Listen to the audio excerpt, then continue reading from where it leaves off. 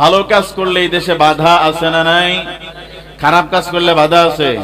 আপনি দেদারসে গাঁজা খান, কেউ আপনারা কিচ্ছু কইতো না।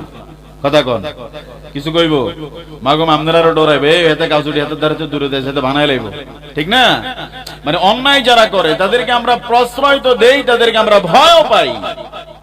এই জন্য প্রিয় ভাইয়েরা, যে অন্যায়ের সাথে সম্পর্কিত আমরা তাকে প্রতিহত যদি করতে নাও পারি, কিন্তু দাওয়াতের কার্যক্রম যতটুকু দেওয়া প্রয়োজন আমরা ওই মানুষটাকে ততটুকু দাওয়াতের কাজ চালিয়ে যাব। ভাই আসুন নামাজে যাই।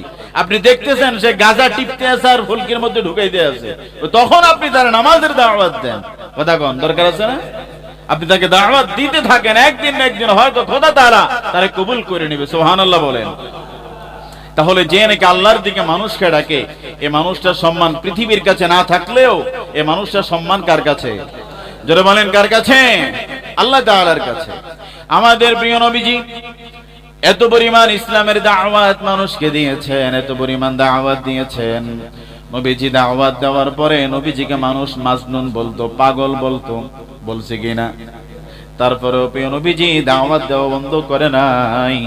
আমি আর আপনি আজকে আপনাকে নামাজের কথা বললে আপনি আমাকে কিছুই বলেন না, মায়ের তো দেন না, কিন্তু আল্লাহর হাবিবের নূরানি জবান মোবারকার মধ্যে, শরীর মোবারকার মধ্যে ওই মক্কার কাফেরেরা ছোট ছোট বাচ্চাদেরকে লেলিয়ে দিয়ে পাথর আর পাথর নবীজির শরীরের মধ্যে নিক্ষেপ করেছে।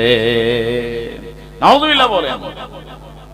ওই মায়ার নবীজির চেহারার দিকে তাকালে 10 দিন 15 দিন ক্ষুধার্ত ব্যক্তির চেহারা, নবীজির চেহারা মোবারক দেখলে পরে পেটের খিদা নিবারণ হয়ে যেত। সুবহানাল্লাহ বলেন।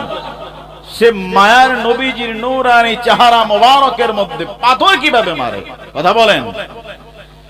কিন্তু নবীজি তারপরেও তাদেরকে বদদুআ দেয় নাই। জিবরাইল আলাইহিস সালাম বারবার বলেছে, ইয়া রাসূলুল্লাহ, আপনি এই গোত্র সম্পর্কে যদি আল্লাহর কাছে একবার দোয়া করেন, আল্লাহ তাআলা তাদেরকে একবারে ধ্বংস করে দিবে।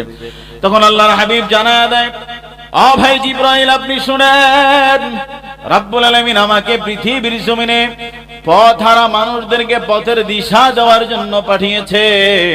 আমি তো রাহমাতুল লিল আলামিন, আমি কিভাবে মানুষদেরকে ধ্বংস করে দেওয়ার জন্য আদেশ দেই। সুবহানাল্লাহ।